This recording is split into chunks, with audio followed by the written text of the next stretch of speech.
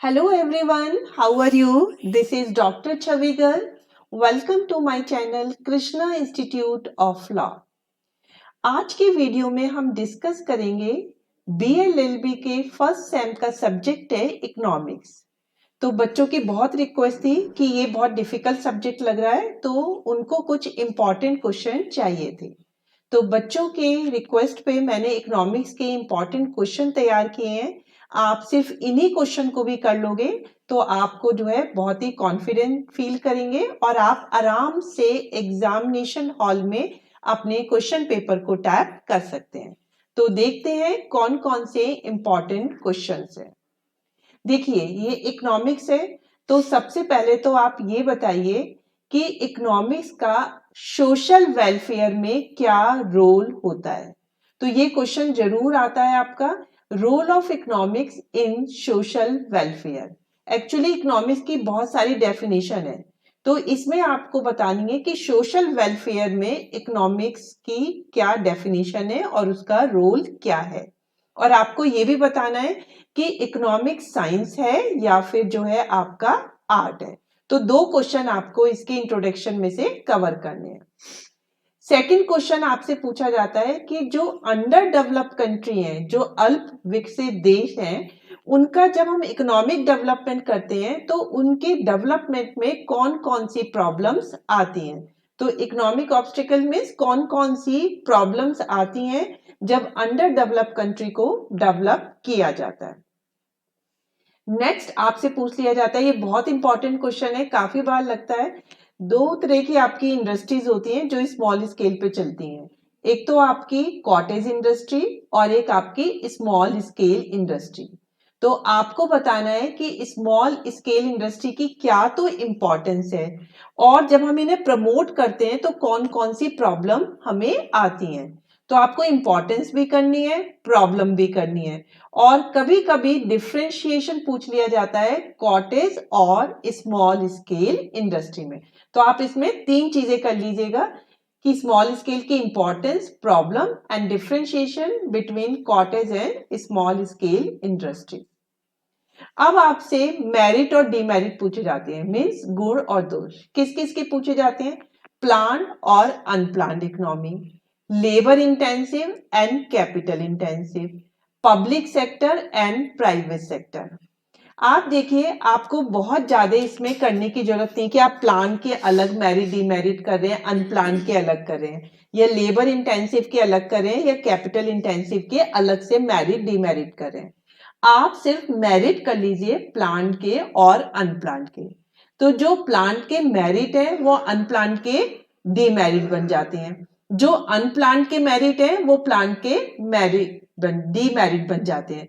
तो इस तरह से आपको अलग से डीमेरिट किसी का करने की जरूरत नहीं है, सिर्फ आप प्लांट और अनप्लांट के मेरिट कर लीजिए।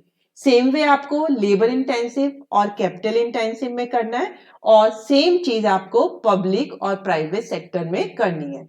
तो आपका आंसर छोटा हो जाएगा और कोई सा भी क्वेश्चन आ जाए तो आप आराम से कर सकते हैं। अब नेक्स्ट क्वेश्चन आता है कि इंडिया में पॉपुलेशन बढ़ने के क्या क्या कॉजेस हैं। तो आप ये आराम से बता सकते हैं, इसमें तो आप याद नहीं भी करके जाएं तो भी आप 6-7 पॉइंट तो आराम से लिख सकते हैं।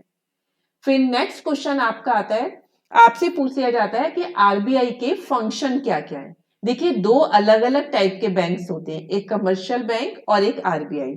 तो आपसे आरबीआई के फंक्शन पूछे जाते हैं और एक आपसे पूछा जाता है recent trend in the activity of bank. तो इसमें क्या होता है, कमर्शियल बैंक से रिलेटेड एक्टिविटी पूछी जाती है।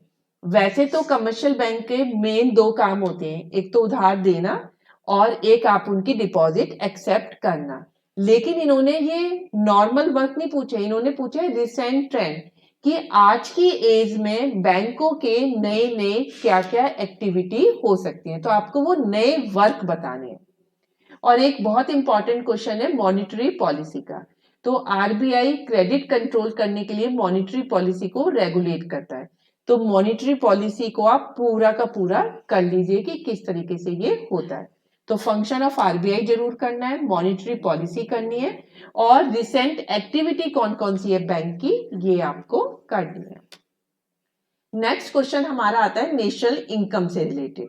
आप नेशनल इनकम किसे कहते हैं ये कर लीजिए, इसके मेथड कौन कौन से होते हैं कैलकुलेट करने के लिए, और कभी कभी आपसे पूछ लेते हैं जीडीपी किसे कहते हैं और जीएनपी किसे कहते हैं।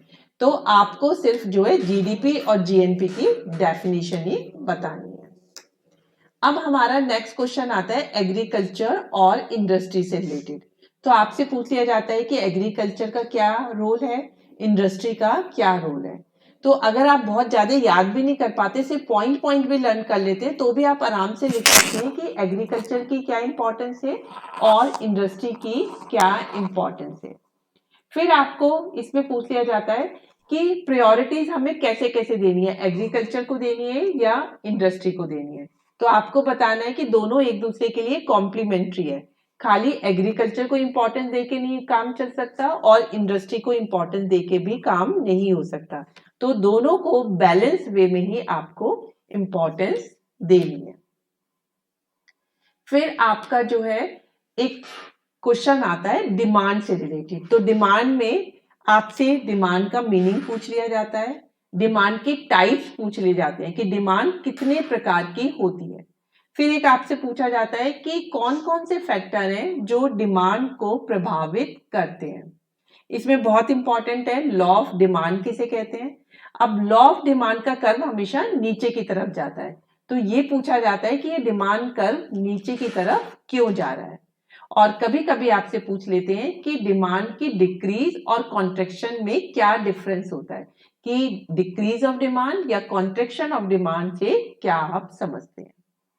अब हमारा लास्ट क्वेश्चन शॉर्ट नोट्स पे पूछा जाता है, ये बहुत ही इजी है। आप सिर्फ बताइए कैपिटल फॉर्मेशन किसे कहते हैं। जैसे आपने एक डिमांड का क्वेश्चन किया था क्वेश्चन 9 में, उसी तरह से सप्लाई भी होता है। तो आपसे सप्लाई में डिटेल में नहीं पूछा जाता है, सिर्फ आप कर लीजिए सप्लाई ऑफ कमोडिटी किसे कहते हैं। फिर एक फिस्कल पॉलिसी का बहुत इंपॉर्टेंट है, क्योंकि क्रेडिट को कंट्रोल करने के लिए बैंक जो है वो मॉनिटरी पॉलिसी की हेल्प लेते हैं और जो गवर्नमेंट है वो फिस्कल पॉलिसी को इशू करती है। तो फिस्कल पॉलिसी की इंपॉर्टेंस कर लीजिए और कौन कौन से उसके एलिमेंट होते हैं। फिर नीति आयोग किसे कहते हैं, और प्लानिंग जब करती है गवर्नमेंट तो उस प्लानिंग प्रोसेस में कौन कौन से स्टेप्स आते हैं।